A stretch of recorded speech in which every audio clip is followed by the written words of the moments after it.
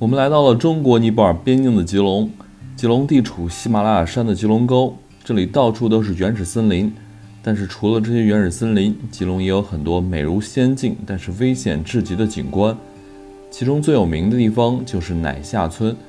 乃夏村极美，因为这里处在一座高山的顶部，在村里可以看到喜马拉雅山连绵的雪峰。更奇怪的是，乃夏村所处的山顶位置竟然是一片开阔的平地，种植着很多农作物。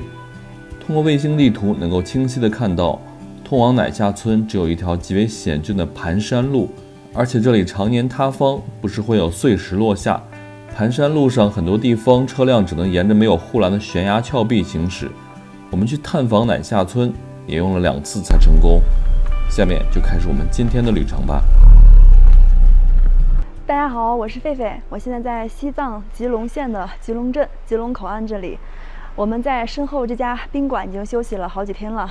那今天我们准备开车去一趟被称为西藏最后的世外桃源的一个小村庄，叫乃村。然后在地图上搜是搜不到乃村的，地图上只显示一个叫乃夏村。那个路据说也不是很好，但是我们还是决定开着我们的轿车上去试一下。好啦，出发啦！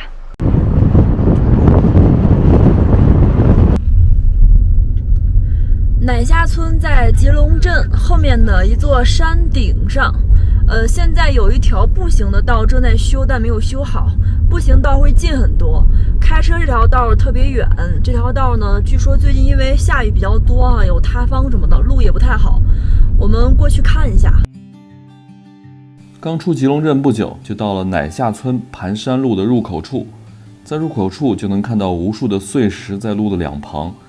这些碎石就是山顶塌方落下来的石头，看到此情此景，不由得为我们今天的行程感到担忧。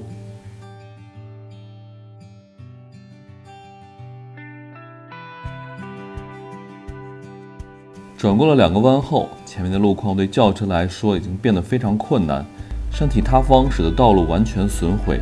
我们和前面一辆山顶下来的皮卡会车，旁边就是悬崖峭壁，稍有不慎就会粉身碎骨，而此时的道路只能让1辆车通行。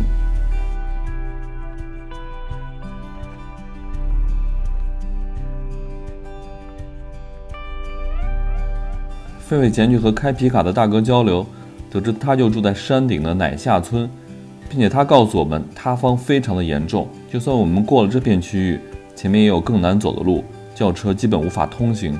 我们只能退下来，改变今天的计划。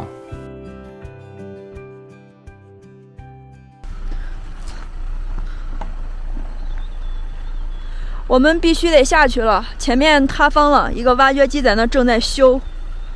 我们这个车人家说过不去，只有皮卡和4驱越野 SUV 城市 SUV 也过不了。前面这个弯弯曲曲的路就是去往乃村的，但是上面有一处塌方特别严重，看在那个位置有2个那种橘红色的挖掘机在那里正在维修，那边现在烂得特别厉害。刚刚下来的那个皮卡司机告诉我说，轿车肯定不行，城市 SUV 都不好过，所以我们掉头回去吧。第2天，我们没有开车，打算徒步或者搭车上山。看到这陡峭的盘山公路，真的不知道我们今天的行程能否完成。很幸运的是，我们搭上了一个当地的工程车。所以说这看起来挺近的，哎呀，看起来果然近。其实车开起来不远，主要是路不行。但是我看导航说，就这7、8公里啊，车开上去也需要，导航说37分钟，差不多。所以这个路不好开。哇，坐后面能不能坐？我们拦了个车。小心门。哦，谢谢帅哥，谢谢，感谢，往前错一点。感谢了，感谢了。谢谢。你们上去修路吗？我们电信的。哦，谢谢。哎，刚好我支持你们电信，我太感谢了。我们本来要觉得走3个小时也走不上去，我们问了几个当地的小帅哥，他说3、4个小时。GLE。我们昨天就开到这儿，我们轿车昨天开到这儿，然后昨天塌方的项目去了。对，我们昨天把车开到这儿了，就退回去了。对，都。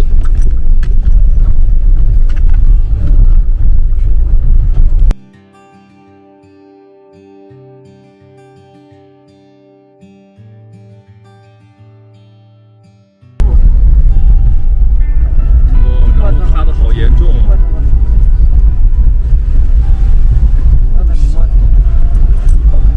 你们是4区哦。天哪！哎，咱车过不来，咱车不行，上来也过不来。老子把开，老子说，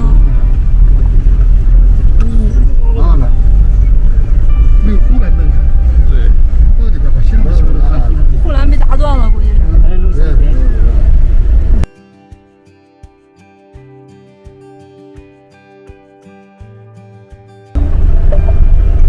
很危险的。我的个妈，这杀人了，兄弟！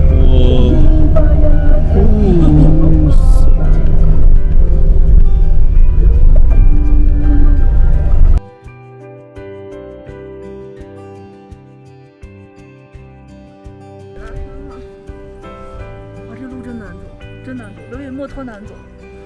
这路很难走啊！哇，刚才那几个帅哥把我们中国电信的。对把我们拉过来了，太感谢了。他们是来上面，好像要维修什么的，对维护什么的。我们一开始看黄色车还以为是路政的啊，对，他们是电信的，太幸运了。现在是，从我们离开那个镇子只有半个小时，也就是说比我们预想的时间节省了1个半小时呢。对我们可以在上面多玩会儿了。是。主要是上面那个路啊，太危险了好危险啊！哇，我们现在终于来到了乃下村。刚才车一开上山顶啊，放眼望去，一下视野就开阔了，根本想象不到我们上来的是一条盘山的小路，上面就像平原的样子，特别平哈。你看那边全是种的那个青稞还是什么的，绿油油的，一片又一片的。其实这个位置都不是特别平哈。我们车刚一上来平原的时候，那一刹那，那整大片都是一望无际的，特漂亮。我们现在走的这条路就是乃下村的一条主干道，也就是从下面一直通上来那条水泥路的延伸。再往里面啊，去各家各户，那个路还没有修，目前是土路。然后最近雨下的比较多，那个草里面都是淤泥和水。从这个地方放眼望过去，这村子也不算很大，看样子的话也就100来户，人口应该在500-600人。等一下我们找一个当地人问问，看这个村子一共有多少人。哎，这边房子倒是修挺漂亮的，你看这家2楼那2个窗户全是花啊，好漂亮。然后哎呀，害羞了。你看家家户户房顶都是挂的国旗还有经幡啊，很漂亮。这个村子真是，我们去过西藏这么多地方啊，真的是不愧为西藏最后的世外桃源。因为这个路比摩托公路要难的，说实话是要难的。上来的路本来就很难走，另外呢，它这个村子是在一个山的顶部平台上，经常被云雾笼罩。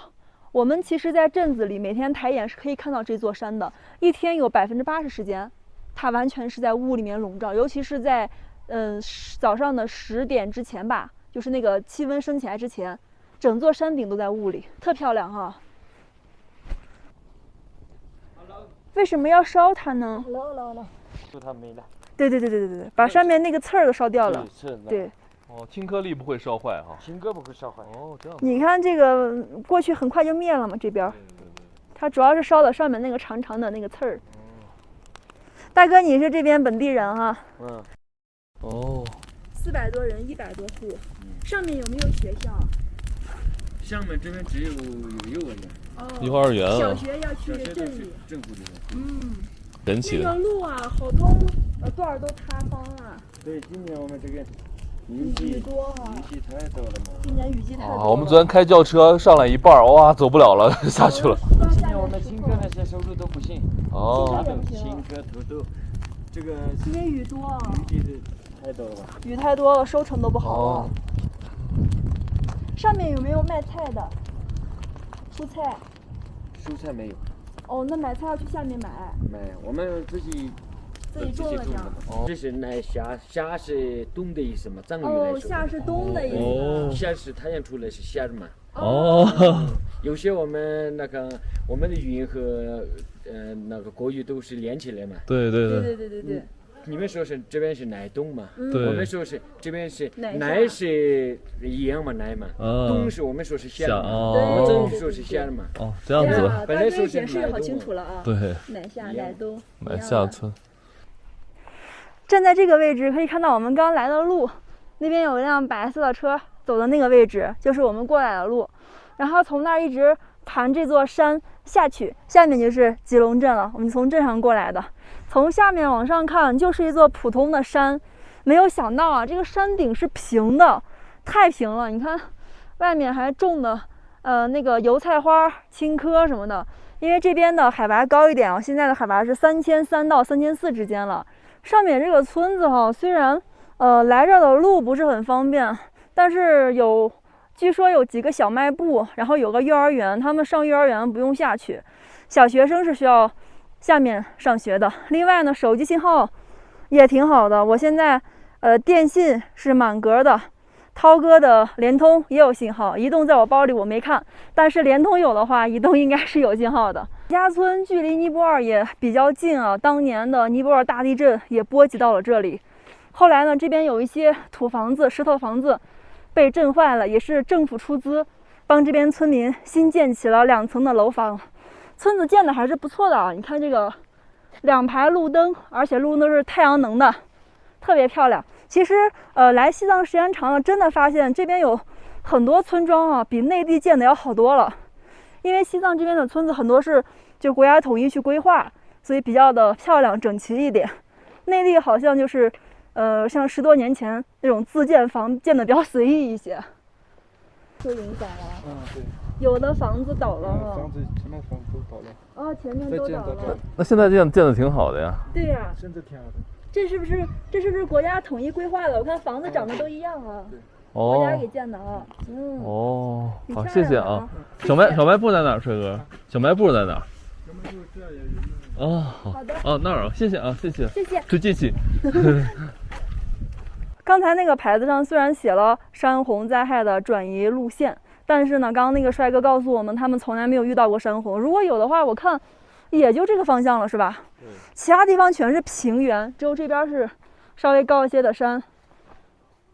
这边有一个宗嘎姆旅游服务点，好像里面是个小卖部吧。我们上来的时候就带了一点水，我们现在去里面买个水，顺便看看这个村子里面的唯2之一的小卖部里面都卖啥。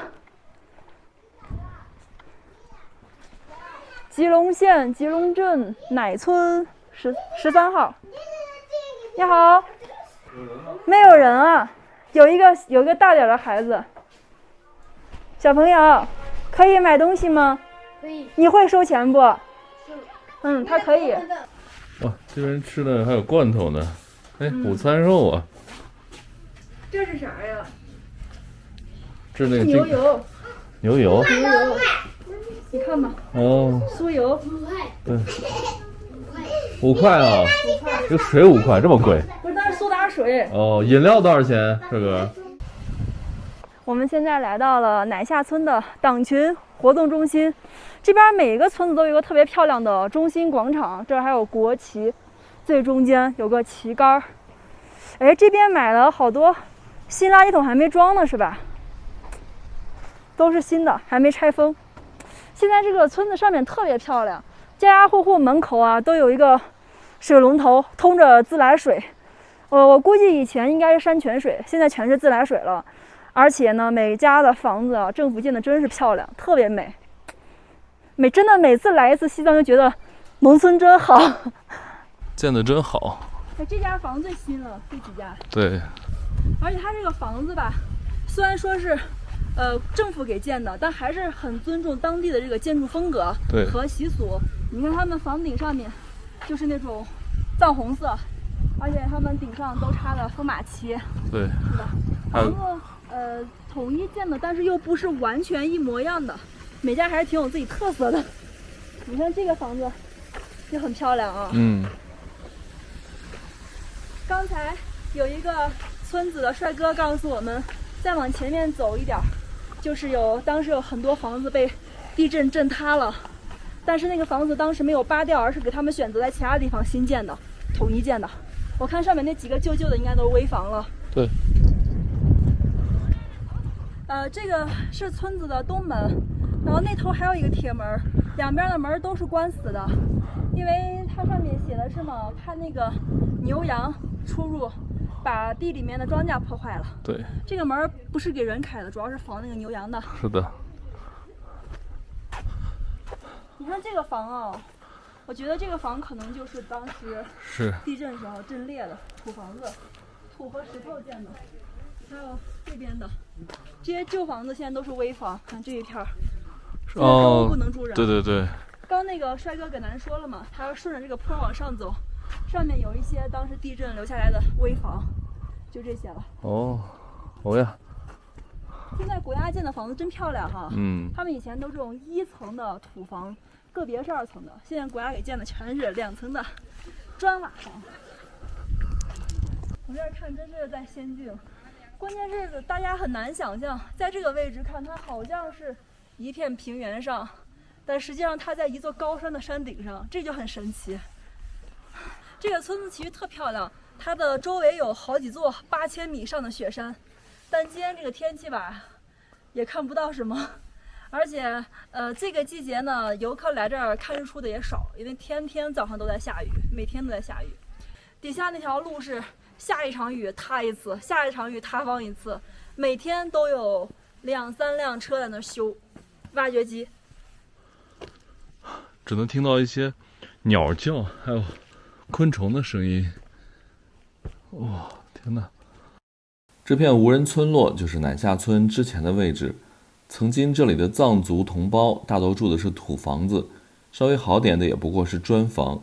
2015年，尼泊尔发生了8.1级特大地震，这次大地震也波及到了紧挨尼泊尔的吉隆和乃下村。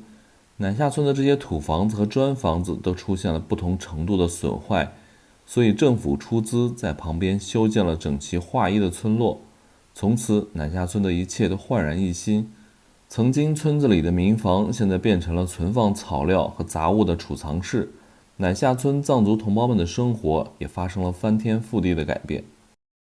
我没去过这。哇，小妹妹，你家房子好多啊，好厉害啊！对啊，你家上面有这么多。你家好漂亮啊！隔壁也是你们家吗？是。啊。这个是。哦，还没。1、2、3、4，上面是4个房间吗？哇。那也很多了。对。我们每家就2个房间。1楼还有呢，1楼还有房间呢。我们现在准备下山了。下山应该比较轻松吧，我们准备走下去，但是涛哥有点害怕山上的落石滚下来。这个路就是我们刚刚来那条水泥路。刚刚村里面大哥介绍哈，这个村子和涛哥后面的这一小片，这个加起来叫乃村。但为什么叫乃下村呢？因为在藏语里面，下就是东边的东的意思。我们汉族人把这个地方叫乃东村，因为这个乃村呢是两片，基本上是一片在这边，在东边叫乃东，一片叫乃西。那当地人肯定叫乃下村，就这样来的。我们之前终于明白了，因为下面的时候有的地方写的乃村，有的地方写的乃下村，实际上是一个地方。等到上了平台之后，只是一个村子分成2个区域而已。我们现在呢，顺着这个路，准备慢慢的盘山盘下去吧。这就是我们刚过来的时候看到的景象。刚才我们车开到那个蓝房那个位置，我往右边一看，天哪，一大片草原。因为我们来的那个路啊，就跟怎么讲呢，有点像72拐那样子有点像珠峰108拐吧，比72拐还难一点，就这样子一点点盘上来的，根本想象不到。另外呢，我们在下面的时候那个画面哈，在山脚下往上看，就是一个很普通的山，完全想不到山顶它是平的。所以还是挺震撼的。这个地方呢，如果天气好的话，很建议大家来这儿，要么清早来，要么提前一天来住下来，第2天可以看日出。特别的漂亮。你看啊，这边就是另外一片叫没写乃溪村，但实际上在汉族的理解中，这就是西乃溪村西边，那边是乃东，这边反正没那片大哈。村庄那个住户少了一些，稍微少一点。哎呀，这上面太好看了！这座山就在吉隆镇的后面，就在旁边，直线距离啊，我们站的位置和我们住的宾馆直线距离应该也就1公里左右，但是海拔的高差整整差了将近600米，因为一直是盘上来，垂直盘上来的。走吧，咱们现在往回走吧。夏天。